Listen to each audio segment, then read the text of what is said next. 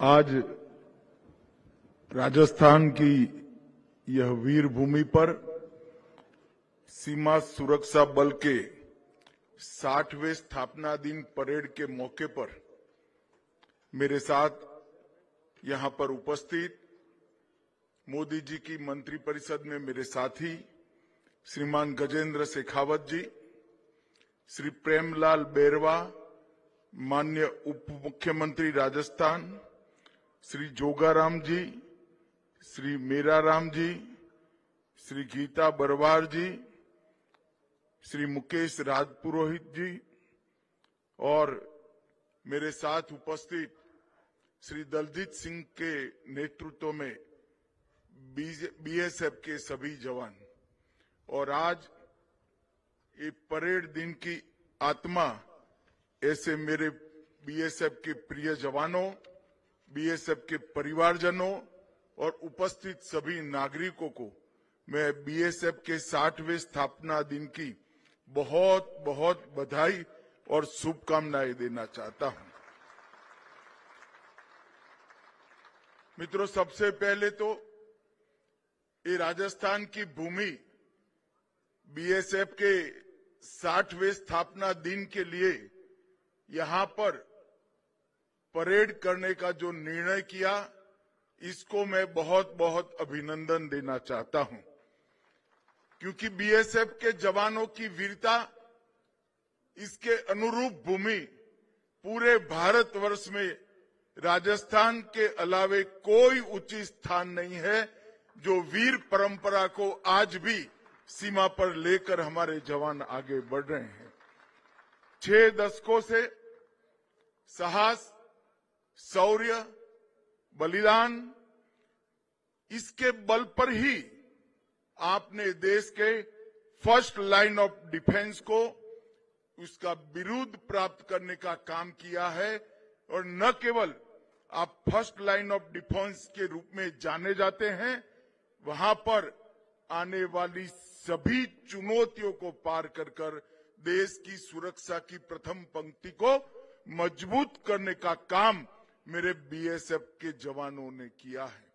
और इसी का कारण कि सीमा पर से कोई भी सूचना आती है किसी अप्रिय घटना की, और जब मालूम होता है कि वहां बीएसएफ का जवान मौजूद है, तो मन में देश के गृह मंत्री को जरा भी चिंता नहीं होती है, मेरे जवान हैं, उससे निपट लेंगे।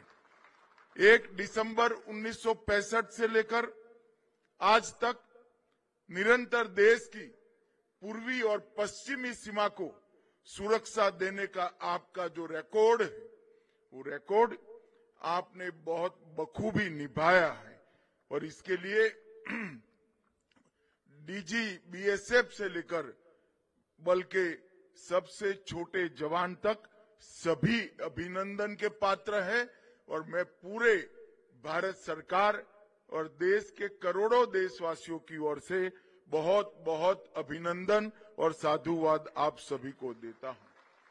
अभी यहां आने से पहले मैंने 1992 शहीद जवान, जिन्होंने देश के लिए अपना सर्वोच्च बलिदान दिया, उनको भी मैं सैल्यूट कर यहां आया हूं। मैं आज वो 1992 जवानों के परिवारजनों को बताना चाहता हूं कि आपने निश्चित रूप से आपके परिवारजन को खोया है, परंतु आपके परिवारजन के बहादुरी के कारण, समर्पण के कारण और वीरता के कारण बीएसएफ ने देश की सुरक्षा के इतिहास में कई स्वर्णिम पृष्ठ पर अपना गौरवपूर्ण अधिकार प्राप्त करने में सफलता की है। और ये युगों युगों तक देश की जनता आपके परिवारजनों की ऋणी रहेगी, आपकी भी ऋणी रहेगी। और मैं समग्र राष्ट्र की ओर से कृतज्ञता व्यक्त करता हूं। आज हमारे chief of defence staff Bipin Rawat ji और महान स्वतंत्रता सेनानी भाई परमानंद का पुण्यतिथि है। ये दोनों देशभक्तों को मैं हृदयपूर्वक श्रद्धांजलि देना चाहता हूं। मित्रों, विश्व के सबसे बड़े सीमा रक्षक बल के स्थापना दिन की भव्य परेड को हम सभी ने अभी देखा है और परेड देखते ही आपकी चुस्ती, आपकी शिस्त और आपकी वीरता जो आपकी भाव भंगिमाओं से दिखाई पड़ती है, उसका सुखद अनुभव हुआ है। और मैं आमंत्रण मुझे देकर ये परेड में हिस्सेदारी निभाने के लिए मुझे यहाँ बुलाया, इसलिए मैं बीएसएफ के समस्त प्रहरी परिवार को हृदय से धन्यवाद देना चाहता हूं। यहाँ पर इस सालाना परेड में वीरता पदक, पीपीएमडीएस और कई प्रकार की ट्रॉफियां प्रदान की गई।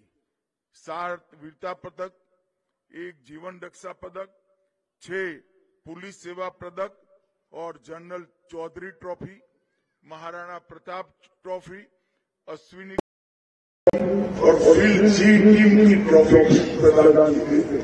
ये सभी उत्कृष्ट प्रदर्शन, सातत्यपूर्ण समर्पण और मेहनत के आधार पर ही आपको मिला।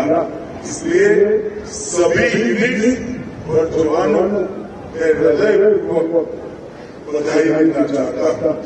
आज यहाँ से बॉर्डरलैंड नाम की पत्रिका का भी विमोचन हुआ है कि आपके कर्तव्यों के निर्वहन को पूरे देश और दुनिया के सामने रखेगी, इसका मुझे पूरा विश्वास।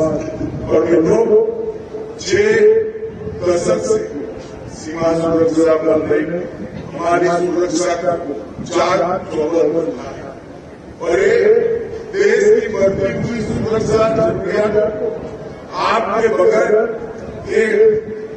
पूरी करना ये असंभव। इसीलिए 25 बटालियन से शुरू हुआ ये बल आज 193 बटालियनों तक पहुंचा है और 2,70,000 जवानों की संख्या वाला ये विश्व का सबसे बड़ा सीमा रक्षक बल है। इसका भारत को गौरव।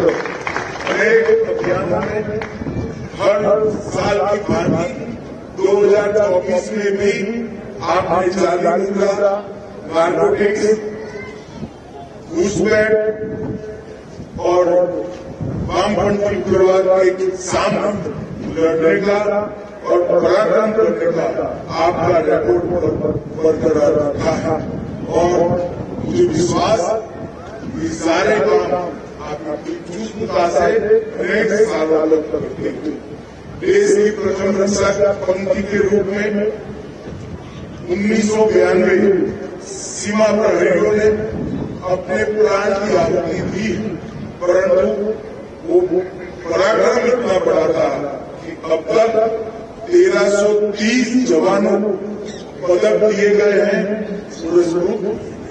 इसमें 1 महावीर चक्र, 6 कीर्ति चक्र, 13 वीर चक्र, 13 शौर्य चक्र, 56 सेना मेडल और 1241 पुलिस पदक को प्राप्त करने का गौरव बीएसएफ के जवानों को मिला है।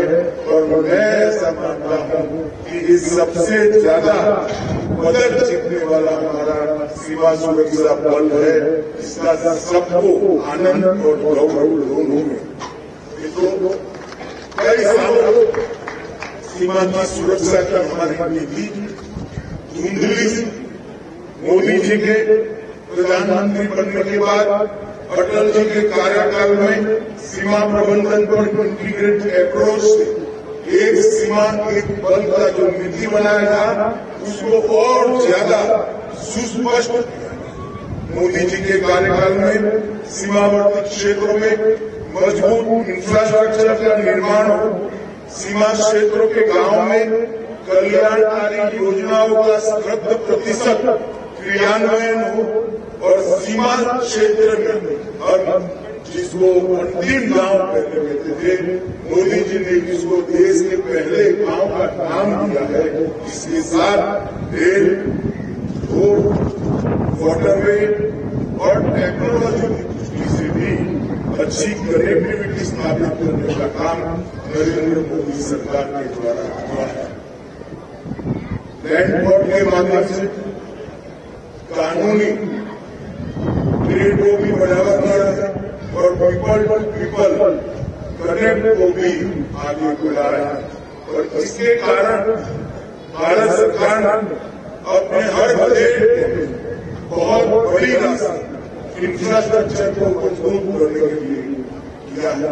बाढ़बंदी जो छुट जगहों पर रुकी पड़ी थी, विशेषकर बांग्लादेश की सीमा पर 591 किलोमीटर देखने में इतनी बड़ी सीमा में बहुत कम दिखता है, मगर 591 किलोमीटर की बाढ़बंदी 150 से ज्यादा पॉइंट्स पर थी, जो बाढ़ को बाकी की बाढ़ को निरंतर करना, इसको पूरा करने का काम किया है। 1159 किलोमीटर पर फ्लड लाइट लगाए गए, 573 बॉर्डर आउटपोस्ट बनाए हैं, 589 ऑब्जर्वेशन पोस्ट बनाए, 685 जगह पे वर्षों से लंबी बिजली के कनेक्शन दिए गए हैं, 575 पानी के कनेक्शन दिए हैं, 570 जगह पर सोलर प्लांट बनाकर बिजली की व्यवस्था उपलब्ध कराई।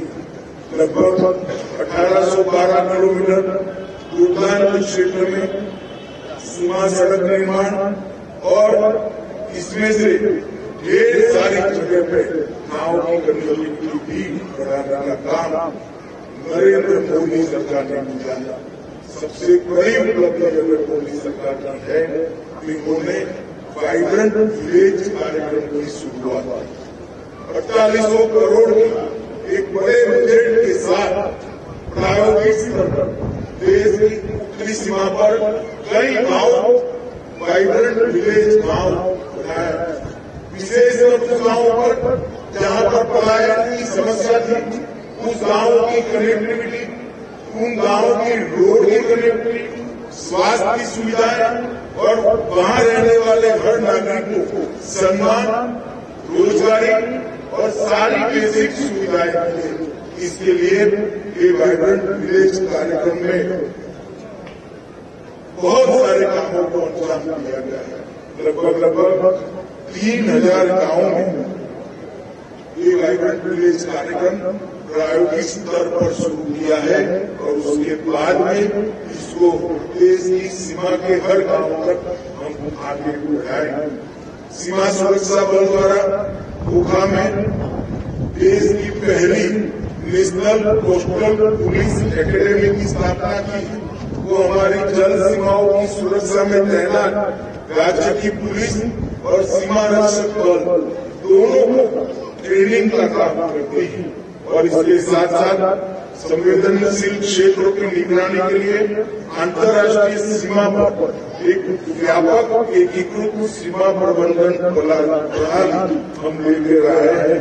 वो सीमा सुरक्षा बल में comprehensive integrated border management system का पायलट प्रोजेक्ट धुबरी में स्थापित किया गया।